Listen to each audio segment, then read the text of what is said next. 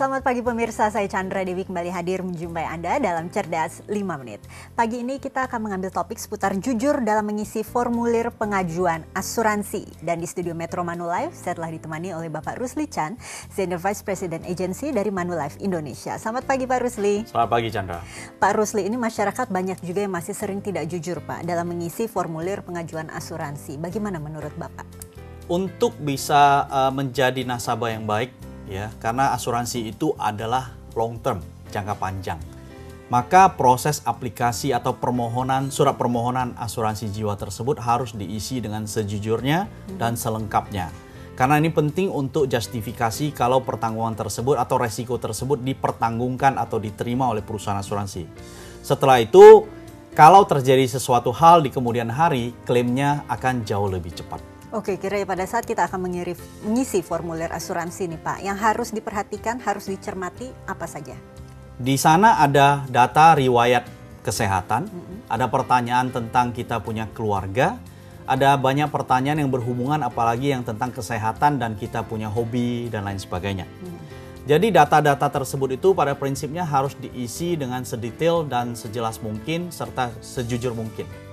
Jadi kalau seandainya kalau kita memang ada terdeteksi setelah medical check up sebelumnya, kita tahu bahwa kita ada indikasi apa atau kita sedang mengkonsumsi obat apa yang dari dokter, kita harus declare atau klarifikasi di situ dan memberitahukan dengan jelas. Jadi data tersebut yang paling penting itu harus diisi dengan detail dan jelas, kemudian juga jujur. Karena ini untuk masa depan ya, karena untuk klaim dan untuk urusan klaim kita maunya tentunya klaim asuransi itu cepat kan. Itulah yang kenapa di masyarakat tuh kadang-kadang orang merasa kesannya itu klaim asuransi itu lambat. Ya. Perusahaan asuransi berhak untuk melakukan investigasi. Itulah yang kadang-kadang investigasi ini memakan waktu ya untuk membuktikan bahwa klaim ini valid atau layak untuk dibayarkan. Berapa lama biasanya investigasinya Pak? Investigasi perusahaan asuransi itu bervariasi tergantung ya. Tetapi progres daripada investigasi tersebut biasanya itu diberitahukan dari waktu ke waktu kepada si ahli waris. Jadi sebenarnya semua perusahaan asuransi itu kepingin cepat membayar klaim. Tetapi apabila klaimnya itu valid. Jadi bisa klaim itu valid atau tidak itu sangat tergantung kepada pengisian surat permohonan asuransi jiwa di awal sebelum menjadi polis asuransi. Nah ini sering menjadi perdebatan adalah bagi mantan perokok barangkali. Ini terkait dengan gaya hidup ya Pak Rusli ya. Apakah dia harus mengaku bahwa dia memang mantan perokok saat mengisi pengajuan formulirnya? Apapun pertanyaan yang ada di aplikasi itu harus dijawab dengan jujur. Contohnya merokok atau tidak merokok, itu juga harus diisi dengan baik. Kalau kita misalnya kita itu merokok tapi kita tulis tidak, in case terjadi sesuatu dalam waktu dekat misalnya, terjadi sesuatu hal yang tidak kita inginkan dan kejadiannya itu berhubungan sama yang berhubungan dengan historical merokok. Ditelusuri ke belakang ternyata kita sebenarnya punya histori merokok yang sudah bertahun-tahun misalnya. Itu akan mempengaruhi prosesnya. Oke, Pak Rusli, ini kadang-kadang masyarakat seringkali nggak jujur mengisi formulir, terutama ini untuk menghindari premi yang lebih mahal. Nah, pandangan Pak Rusli sendiri bagaimana?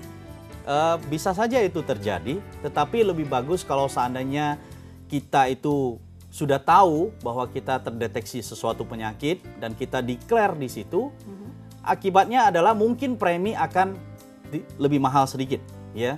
Tetapi tentunya kalau perusahaan asuransi sudah menetapkan premi yang lebih mahal tersebut, artinya perusahaan siap untuk mengambil resiko tersebut.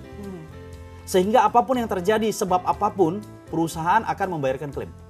Tapi kalau seandainya kita bohong dari awal, kita tidak jujur dari awal, kalau sudah punya penyakit tapi kita tidak declare di situ, sampai suatu hari kejadian itu akan direview kembali polis kita pada saat kita klaim. Jadi bagusan kita itu declare, tulis dengan jujur, ya, detail dan jelas, sehingga kalau seandainya diterima oleh perusahaan asuransi, segala resiko apapun kita nggak pusing lagi, sudah diterima oleh perusahaan asuransi. Sehingga itu akan mempercepat proses klaim dan kita juga tenang pikiran kita, ya, anak istri kita atau keluarga kita juga gampang pada saat mengajukan klaim. Baiklah Pak Rusli, terima kasih banyak atas waktu dan juga informasinya. Sama-sama. Ya Pak. Dan pemirsa, demikianlah Cerdas 5 Menit, Cerdas Finansial untuk episode kali ini. Saya Chandra Dewi, terima kasih dan sampai jumpa. Dipersembahkan oleh